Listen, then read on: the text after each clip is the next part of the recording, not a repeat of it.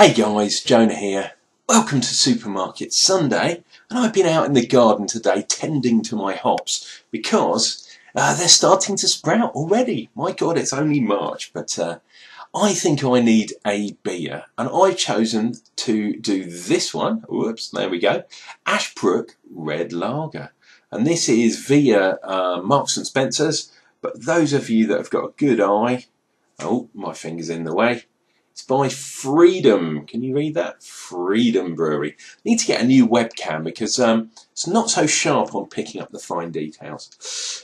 It is a 330, and this is a 4.7. I thought it was that, but I had to refer to the back. 4.7 on the ABV.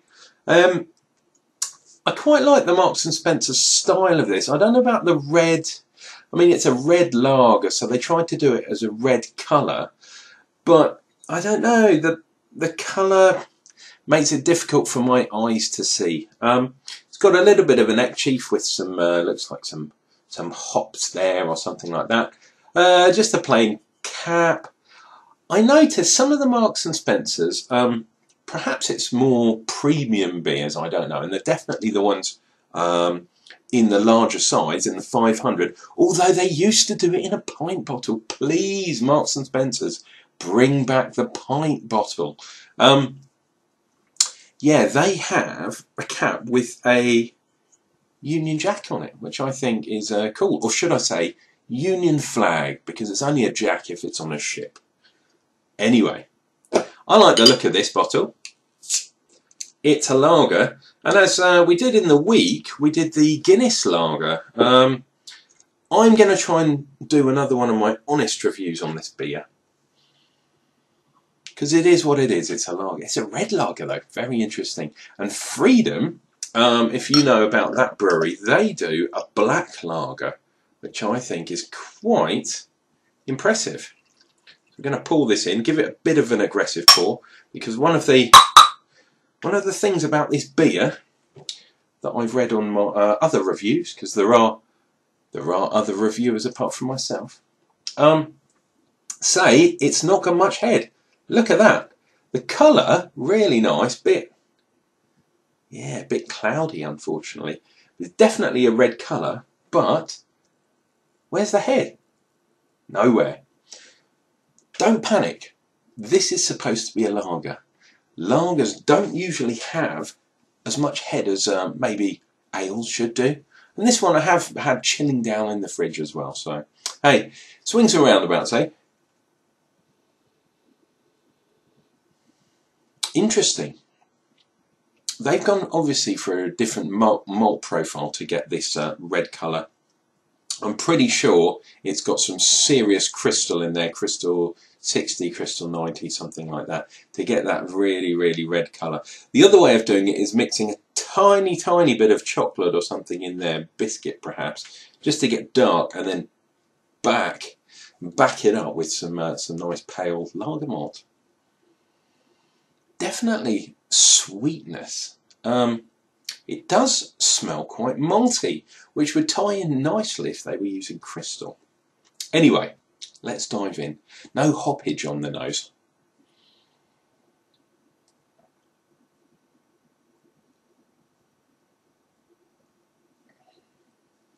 Ooh. Got a bit of a hiccup. Ooh. Very interesting. It is quite malty, which is quite nice for a lager. I'm quite liking that. But you've got this weird kind of sweetness going on. And you've got that malt profile, but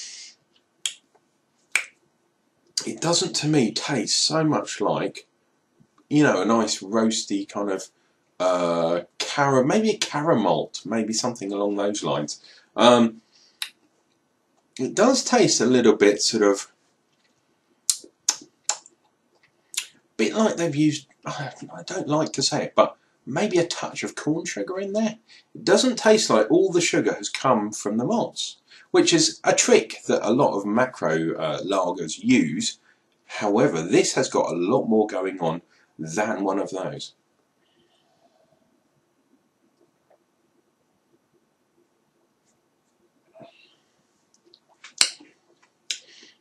Oh, now I'm getting that sweetness followed by a little bit of, yeah, there's a little bit of bitterness going on there, but it's not as clean and crisp as you'd expect from a normal kind of lager.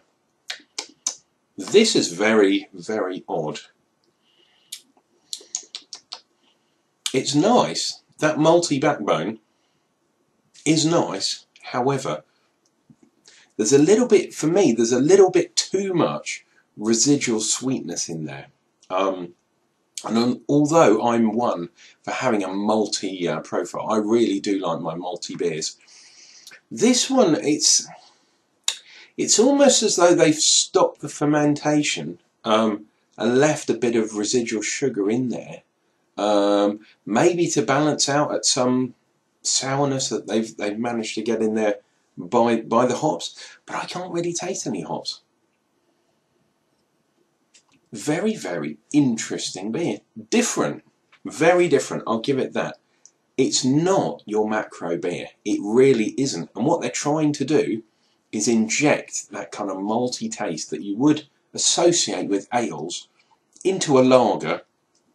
And obviously, the colour, I mean that, they say it's red, but, you know, if someone showed me that, I'd just think it was a pint of bitter that someone had chilled down in the fridge. It's a very interesting beer. I don't know if I could drink a few of these. Let's have a quick look in there. Water, malted barley, hops, yeast, carbon dioxide.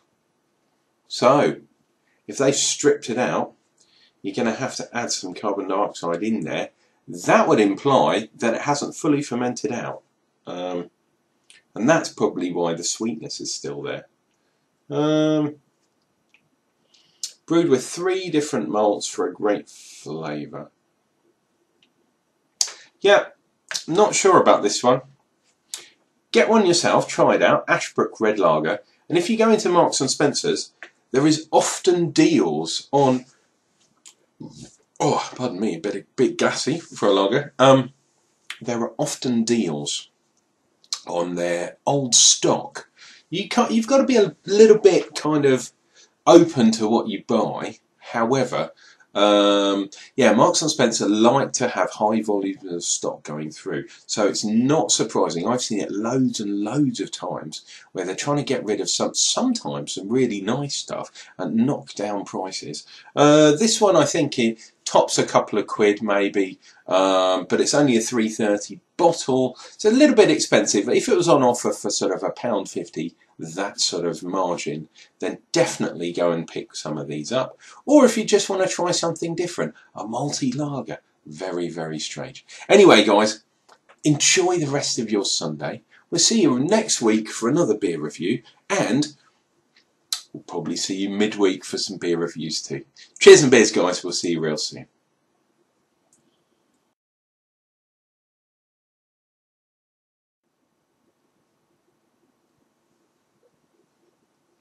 Oh, that's a multi-bar stall and no mistake. And no lacing whatsoever.